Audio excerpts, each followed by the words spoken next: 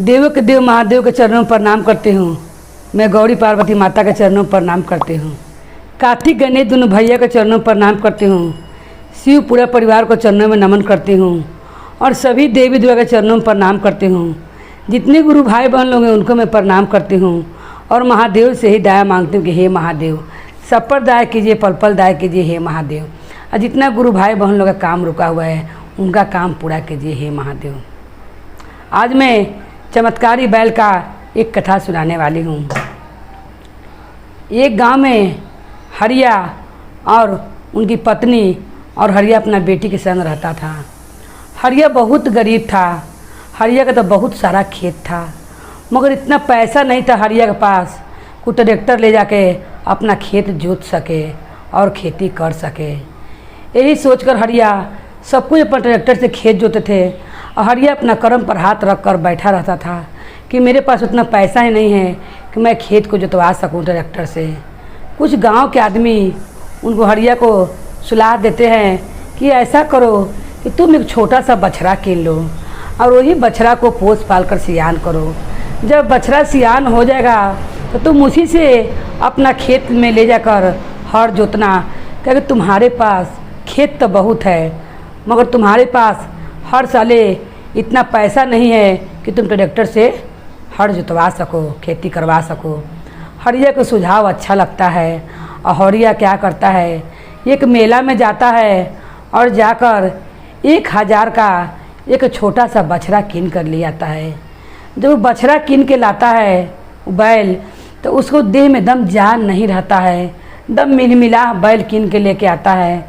जब उसकी पत्नी देखती है तो कहती है कि आप बैल किनबो किए तो कैसा बैल कीन के लिया हैं, जोन बैल लगता है कि वो जीवे नहीं करेगा, वो मर जाएगा, इतना कमज़ोर है। हरिया कहता है कि जोन महादेव के मर्जी होगा वही होगा। अपने जाने में मैं इसको बहुत खिलाऊंगा पिलाऊंगा और उसका देह में मैं खिला पिला कर तंदुरुस्त कर दूंगा। हरिया कहता है। हरिया की जो बेटी रहती है वो वही बैल के बछड़ा के संग खेलने लगती है। उसको पोंछ पकड़ कर वो खूब चारों पट्टी दौड़ती है और बछड़ा के संगे खूब घूमती है, खेलती है और बछड़ा को एक ठो गला में घुंघरू बांध देती है, घंटा बांध देती है। दोनों भाई बहन की तरह रहने लगते हैं। कोई भी गांव में पहुँचता है कि हरिया तुम्हारे घर तो ये बछड़ा आकर बहुत तंदुरुस्त हो गया है, क्योंकि वो बैल जो था धीरे धीरे सियाना हो जाता है और बहुत तंदुरुस्त हो जाता है। मगर हरिया की जो बेटी थी उसका नाम शिवानी था। वो कहती है बैल से कि आज से मैं तुम्हारा नाम नंदी रख देता हूँ, तुम नंदी रहना और मैं शिवानी, मैं दोनों मिलकर रोज़ खेलेंगे कूदेंगे और खेत पर चलेंगे। तुम जब खेत में हर चलाते रहोगे उस समय मैं बैठकर देखती रहूँगी। बैल सीढ़ी हिलाता है, इतना प्रेम हो जाता है उस बैल में और शिवानी में हरिया के बेटी के कि दोनों भाई बहन की तरह रहने लगता है।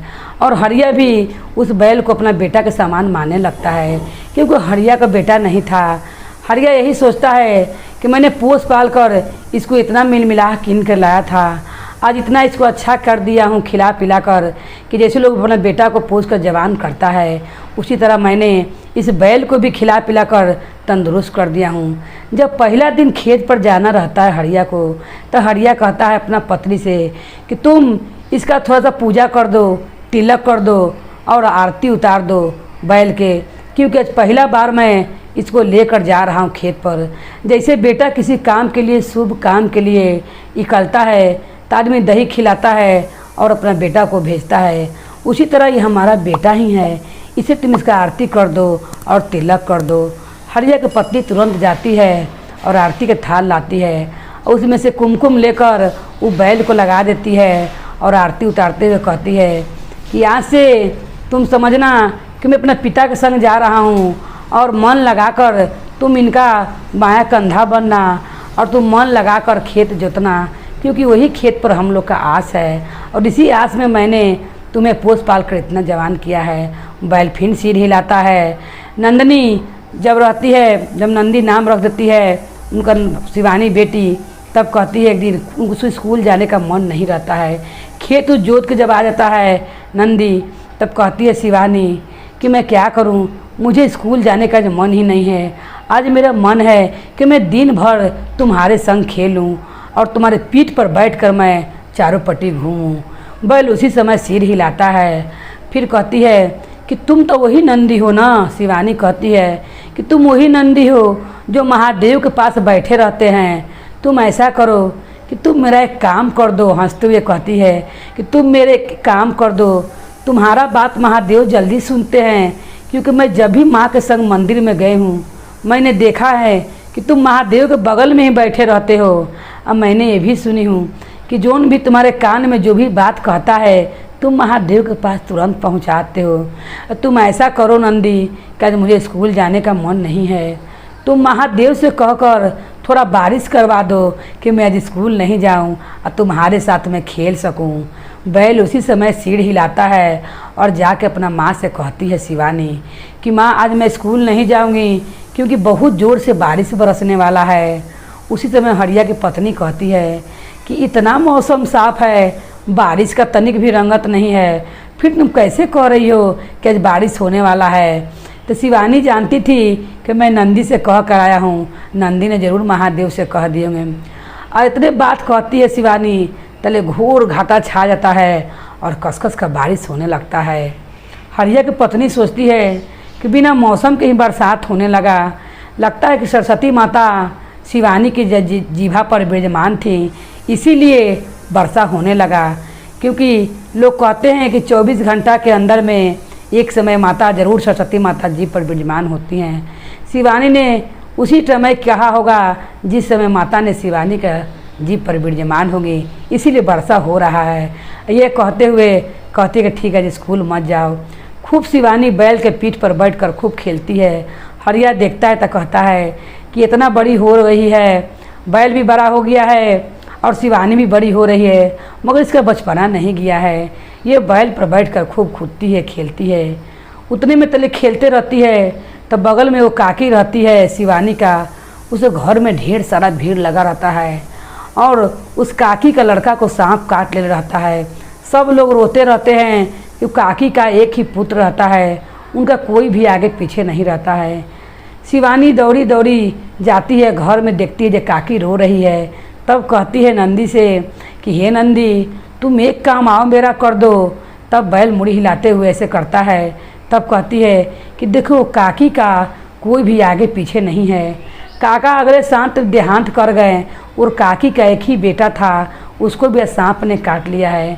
तुम ऐसा करो कि तुम महादेव से कहकर उस सांप के बुला लो और वो काकी का बेटा का जीवित करवा दो, तुम मेरा ये दूसरा काम कर दो। तब बैल सिर हिलाता है और जैसे तुरंत ही बैल महादेव के पास ये बात पहुंचाता है। वहाँ से काला नाग आता है और सब आदमी के सामने आके उस काकी का बेटा का बीक खींच लेता है। सब आदमी देखते रह जाता है और फिर बीक सांप अपना लहर खींच कर चल जाता है। तब कहती है शिवानी अपना माँ से, उसकी माँ और हरिया दोनों बतिया रहे थे कि आज तो अचंभो हो गया, किसी को भी नाक काटता है तो लहर खींचने के लिए नहीं आता है, मगर आज अचरज हो गया। आज बगल में काकी को बेटा को जब सांप काटा तो फिर आके उसने लहर भी खींच लिया, ये कैसे ऐसे हो गया। उसी समय शिवानी कहती है कि माँ मैं बहुत दिन से आप लोग से एक बात कहना चाहती हूँ। तब बोलता है हरिया कि हाँ बोलो बेटी तुम क्या कहना चाहती हो। तब कहती है शिवानी कि अपना जो ये नंदी बैल है वो मेरा सब बात मानता है। तब कहती है उसकी माँ ये कैसे तुम्हारा सब बात मानता है, मुझे बताओ कि तुमने क्या क्या कहकर मनवाया है नंदी से। तब कहती है शिवानी कि जिस दिन मुझे स्कूल जाने का मन नहीं था उस दिन मैंने नंदी से कहा था कि तुम तो महादेव के पास हमेशा बैठे रहते हो, तुम मेरा एक काम कर दो और तुम मुझे आज महादेव से कहकर बारिश करवा दो तो मैं स्कूल नहीं जाऊंगी। उसी दिन बैल नंदी ने महादेव से कहकर बारिश करवा दिया। जी आप कह रही थी कि बिना घाटा के पानी हो गया तो मैंने स्कूल नहीं गई। और कल जब काकी का लड़का का सांप काट लिया था तब मैंने नंदी से कहा कि काकी का एक ही पुत्र है, तुम उसको नाक को बुलाकर महादेव से कहकर जीवित करवा दो, ये मेरा दूसरा काम होगा। जब ये बात सुनती है हरिया की पत्नी तो कहती है कि सारा बात लगता है कि सच है। तब कहता है हरिया कि मैं कैसे मान लूँ कि अपना नंदी चमत्कारी है। तुमको कुछ ऐसा करना होगा बेटी कि जिससे मुझे विश्वास हो जाए कि हाँ, हमारा बैल चमत्कारी है जो मैंने बछड़ा किन कर लाया था। कहती है शिवानी कि ऐसा मैं क्या करूं। फिर अपना सोचती है कि हर सावन में माँ जो डेहरी में गेहूँ रखती है, उस साल लगते लगते डेहरी का गेहूँ ख़त्म हो जाता है और फिर हम लोग के घर में दिक्कत खाने के लिए होने लगता है, क्योंकि पिताजी तो सारा अनाज बेच देते हैं, एक डेहरी सिर्फ गेहूँ रखते हैं और एक डेहरी चावल, और सारा गेहूँ चावल बेच देते हैं। अभी मैं नंदी से कहूँगा कि तुम ऐसा करो, महादेव से कहकर कि मेरा कभी भी डेहरी का गेहूँ और चावल ख़त्म ही ना हो। यही बात उजाकर कहती है नंदी से कि हे नंदी, तुम मेरा एक ठो काम आओ कर दो। तो नंदी बैल सिर हिलाता है और कहता है, तब कहती है कि जाकर महादेव से कह दो कि अबरी सावन के बाद मेरा डेहरी में का गेहूँ चावल ख़त्म नहीं होगा, क्योंकि पिताजी एक कमज़ोर व्यक्ति हैं और उनको से अब काम होता नहीं है। फिर भी पिताजी हम लोग के चलते अपना देह खींच रहे हैं, तुम ऐसा कह कर मुझ पर एक कृपा करो। बैल जाता है और महादेव के पास ये बात पहुंचाता है। जब इसकी माँ पिता सुनते हैं तो डेहरी में सावन के महीना के बाद वो डेहरी का अनाज ख़त्म हो जाता है, क्योंकि आदमी को अंदाज़ होता है कि हाँ कितना चावल कितना दिन जाएगा। जैसे गुरु बाउन लोग आदमी 30 किलो चावल किनता है तो उसका अंदाज़ आदमी रख लेता है कि 1 महीना नहीं, ये 25 दिन जाएगा, क्योंकि पकाने वाला का अंदाज़ रहता है कि कितना दिन का राशन है। उसी तरह शिवानी को भी ये बात का अंदाज़ था कि हर सावन के महीना में मेरा डेहरी का गेहूँ ख़त्म हो जाता है और चावल ख़त्म हो जाता है। ये बात जब हरिया और उसकी पत्नी सुनते हैं तो सावन के बाद जब जाते हैं डेहरी में हाथ लगाने के लिए तो क्या देखते हैं कि डेहरी के गेहूँ भाड़ा का भाड़ा है और चावल भी भाड़ा का भाड़ा है। उस दिन हरिया कहता है अपना पत्नी से कि शिवानी ठीक कह रही थी, ये सही में महादेव का भेजा हुआ हम लोग के लिए बहुत ही दायक है और ये बहुत ही हम लोग के कृपा करने वाला बैल है, चमत्कारी बैल है, तभी तो डेहरी का गेहूँ चावल भाड़ा का भाड़ा है। उसी समय सोचता है हरिया कि आज अपना हाथ से अंगना में खूब बड़ा पेड़ रहता है। हरिया सोचता है कि अपना हाथ से मैं सारा पेड़ का पत्ता तोड़ कर और अपना हाथ से बैल को खिलाऊंगा। ये बात जब हरिया सुनता है तो बहुत खुश हो जाता है कि चमत्कारी बैल उसके पास है। हरिया जैसी छत्ता पर चढ़ता है पत्ता तोड़ने के लिए, उस छत्ता पर के डांग ही टूटकर उसके कमर पर गिर जाता है और हरिया का कमर में बहुत कस का चोट लग जाता है। जब हरिया को चोट लग जाता है तो हरिया तब बिस्तर धर लेता है। तब शिवानी कहती है नंदी लगे जाकर कि तुम कैसा बेटा हो कि तुम अपने पिता के दुख नहीं बूझते हो, अब बिना कहले तुम कोई काम भी नहीं करते हो, ये तो तुम्हारा अच्छा बात नहीं है। मैं जब कुछ कहती हूँ तब तुम करते हो, क्या तुम्हें नहीं बुझा रहा है कि पिताजी के कमर में चोट लगा हुआ है, तुम चलकर उनका कमर ठीक कर दो। और क्या करती है कि नंदी का रस्सी पकड़ती है और खींच के अपने पिताजी के पास ले जाती है। जैसे अपने पिताजी के पास ले जाती है, वो चमत्कारी बैल जो रहता है नंदी, वो क्या करता है अपना जीभ से उनका कमर को चाटने लगता है। उतने में हरिया उठ के दम खड़ा हो जाता है और उनकी पत्नी देखकर दम अचंभो रह जाती है। और उसी दिन से वो सब पूरा परिवार मिलकर रहने लगते हैं और महादेव को नमन करते हैं और कहते हैं कि मैं कभी भी नंदी को दूसरा के हाथे नहीं बेचूंगा और सब दिन अपना पास ही रखूंगा। पूरा परिवार मिलकर रहने लगते हैं और महादेव के कृपा से पूरा चीज़ सेवन धन से भर जाते हैं। बोलिए हर हर महादेव की जय, गौरी पार्वती मैया भवानी की जय, भैरव भैया की जय, हर हर महादेव की जय।